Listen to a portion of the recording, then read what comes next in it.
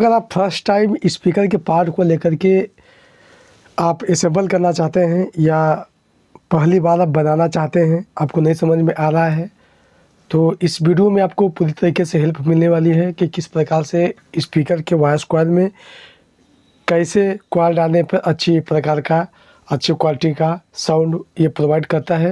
नमस्कार, मैं हूं धनंजय, बहुत बहुत स्वागत है आपका टेक्निकल डीकेवी चैनल पे। अगर आप चैनल पे पहली बार आए हैं तो चैनल को ज़रूर सब्सक्राइब करें। वीडियो पसंद आए तो भाई लाइक ज़रूर करिएगा। तो आइए समझते हैं। पहले ये मैग्नेट जो होता है कि ये जब कई धातुओं को मिला करके ये कंप्लीट होता है, तो आज इस पर हम ज़्यादा डिस्कस नहीं करने वाले हैं, इसको हम रिपेयरिंग करने वाले हैं। तो ये चार्जिंग नहीं रहता है, और जब इसको पूरा कंप्लीट करने के बाद जब इसको लगाया जाता है, जब इसको सिस्टम में मशीन में के खाँचे में जब डाला जाता है, फिर उसके बाद ये चार्जिंग हो जाता है। जब ये चार्ज हो जाता है तो ये पकड़ने लगता है। मैग्नेट पूरी तरीके से चार्जिंग है। ये मैं इसको मार्केट से लाया हूँ। सबसे पहले हम ये देखेंगे कि जो इसका मैग्नेट है ये चार्जिंग अच्छी तरीके से है कि नहीं है। तो मेरे पास स्क्रू ड्राइवर है और ये बहुत तेज़ी से ये थाम रहा है, ये पकड़ रहा है। यहाँ पे देख सकते हैं, बहुत अच्छी ये चार्जिंग है इसका। देखिए पकड़ बहुत ही अच्छी है। ये मैग्नेट हमको अच्छा लगा, इसीलिए हम इसको लाए।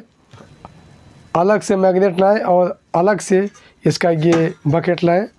इसमें हम इसका जो टर्मिनल है, जो कि इसके वायर स्पीकर के वॉइस कॉइल से होकर के आता है, तो यहाँ पे टर्मिनल भी इसका लगा दिए हैं। इसमें पेच भी लगा सकते हैं या चाहे तो रिपीट भी कर सकते हैं। एल्युमिनियम का रिपीट आता है। तो अभी ये कंप्लीट हो चुका है। अब यहाँ पे इसको हम जब लगाएंगे तो कौन कौन सी गलती नहीं करना है, जिसकी वजह से आने वाले समय में स्पीकर ये जल सकता है या प्रॉब्लम हो सकता है। इसमें 4 स्क्रू लगाने के लिए दिया हुआ है होल, 1 2 3 4। अगर इस 4 को नहीं लगाना चाहते हैं तो 1 2 3 में भी लगा सकते हैं। ठीक सेम इसमें भी दिया होता है। तो हम यहाँ पे 3 में ना लगा करके चारों ओर लगाएंगे। यहाँ पर मैं रबर सोल्यूशन का उपयोग कर ले रहा हूँ। इसको मैं लगा दिया हूँ और जहाँ भी शेष बाकी है मैं इसको लगा देता हूँ। इसको लगाने से फ़ायदा ये होता है कि जब स्पीकर को कहीं लोग ले जाते हैं, बॉक्स में कसा रहता है, तो काफ़ी बार ये हिलते हिलते इसका जो स्क्रू है ये ढीला हो जाता है, तो ये डिसबैलेंस हो जाता है, जिसकी वजह से कॉइल इसका जल जाता है टच करने पर। अब हमको इसको 4 होल में मिलाना है, तो हमको देख लेंगे कि ये होल पकड़ रहा है कि नहीं, और इसी पे हम लगा देंगे। ये जो पेच है दोस्तों, अगर ये अच्छी तरीके का टाइट नहीं होगा तो आने वाले समय में क्या होगा कि ये ढील होकर के निकल जाएगा, जिससे कि स्पीकर बहुत ही जल्दी ख़राब हो जाएगा। स्क्रू को हम टाइट कर लिए हैं। अब हम रबर सोल्यूशन के माध्यम से जो इसका स्क्रू है इसके पर भी हम लगा देंगे, जिससे कि ये हलचल होकर के निकले ना। रबर सोल्यूशन इसको रोका रहेगा।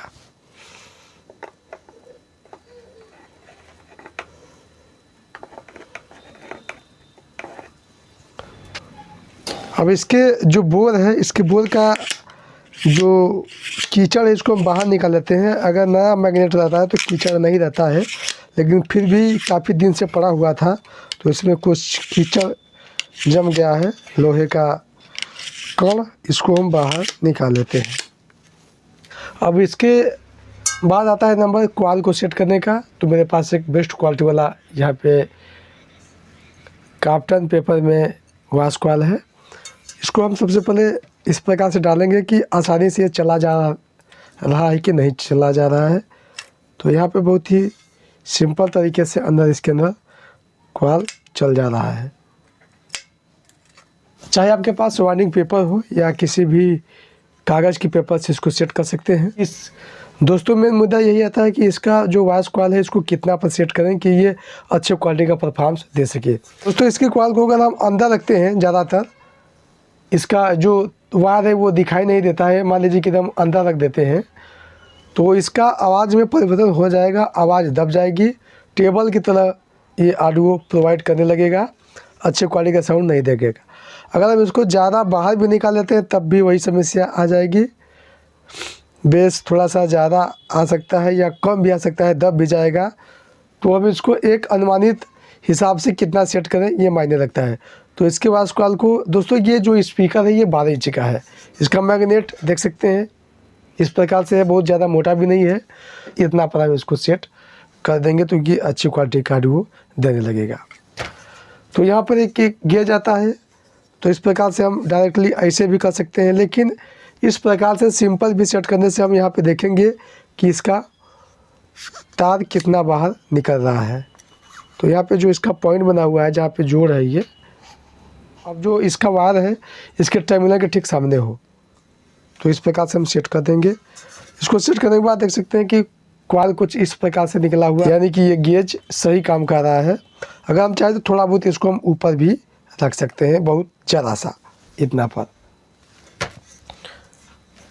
अब इसके बाद हम पेपर को डालेंगे। इसके लिए इसको थोड़ा सा काटना पड़ेगा और स्पाइडर को भी थोड़ा सा काटना पड़ेगा, क्योंकि ये जा नहीं पाएगा। तो हम इसको फिनिश कर लेते हैं कैंची की सहायता से। इसके होल को हम कैंची की सहायता से काट लिए हैं। अभी ये अच्छी तरीके से चला जा रहा है। पेपर में कोई भी उठापन यहाँ पे नहीं दिखाई दे रहा है। अब हम स्पाइडर को भी कटिंग कर लेंगे। अब इसमें हम लगाएंगे रबर सोल्यूशन।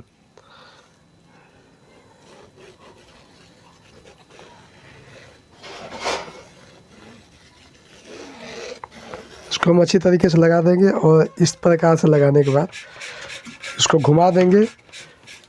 इसको घुमाने के बाद दोस्तों यहाँ पे इसका जो सोल्यूशन है इसमें इसके आर पार हो जाना चाहिए, इससे पकड़ अच्छी तरीके से बनाता है। ये देख सकते हैं।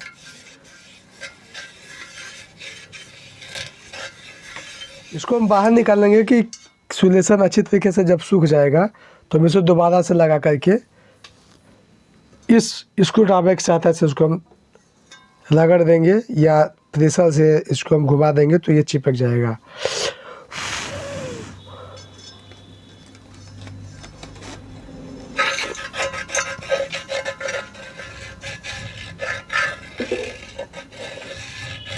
अब इसके बाद हम लगे बार टाइट फास्ट एंड क्लियर। आप चाहे तो स्टेनलेस भी लगा सकते हैं, लेकिन थोड़ा सा समय लगता है उसको सूखने में। तो यहाँ पे हम 50-50% दोनों पार्ट को लेंगे, पार्ट 1 पार्ट बी।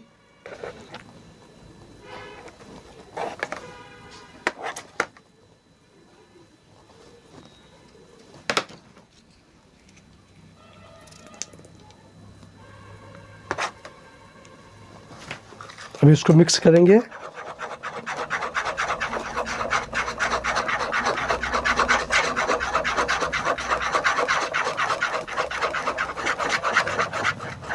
दोस्तों स्पीकर रिपेयर संबंधित चैनल पे कई वीडियो है, ऊपर आई बटन से आप विजिट कर सकते हैं।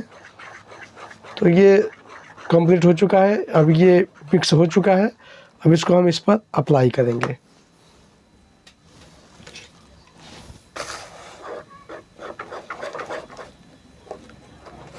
अब इसको थोड़ा सा सूखने देते हैं। उसके बाद इसके जो कैप है हम इसके ऊपर भी सोल्यूशन को लगा लेते हैं, रबर सोल्यूशन को।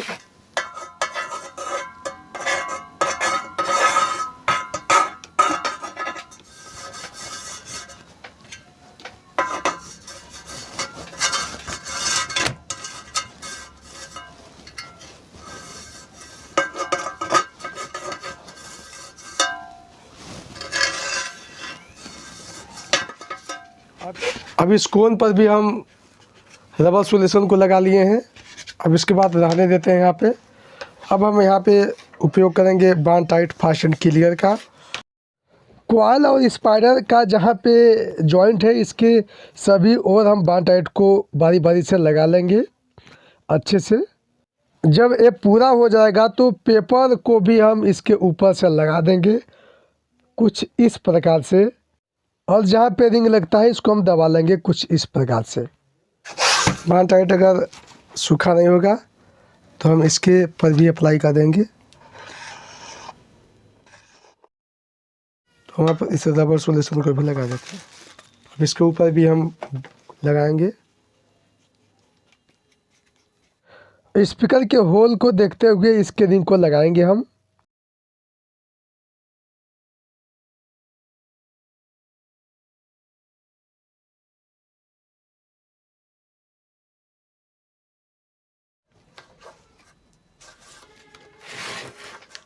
अब इसको लगाने के बाद हम इसको अच्छी तरीके से दाब देंगे।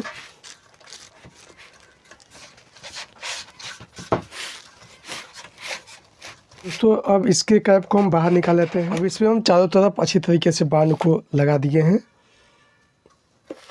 देख सकते हैं। अब इसके हम जो वायर है इसका हम कनेक्शन करेंगे। दोस्तों यहाँ पे इसका जो टर्मिनल है ठीक इसके सामने ही हम इसके होल को करेंगे। होल कर लिए हैं। अब हम इसमें लगाने वाले हैं वायर को। ये जो वायर है इसको हम इस प्रकार से लगा करके इसको घुमाएंगे वायर को, जिससे कि ये अच्छी तरीके से इसके अंदर पकड़ ले, इस प्रकार से। अब इसको हम इसमें डालने के बाद इसके यहाँ इसमें हम लगा देंगे। उससे पहले यहाँ पे हम सोल्डरिंग आयरन की सहायता से इसका जो वायर है इसको हम सोल्डरिंग करते हैं।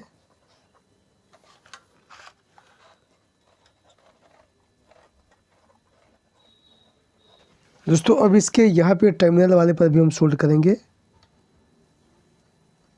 प्लस माइनस वाले के।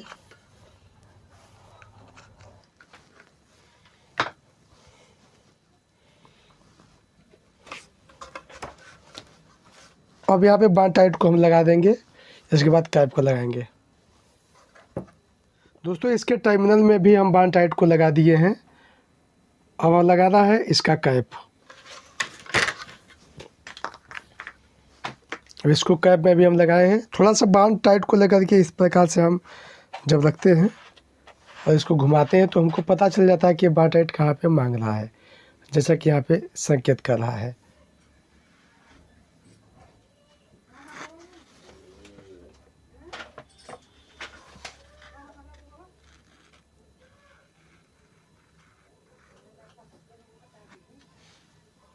अब हम इसको लगा देंगे।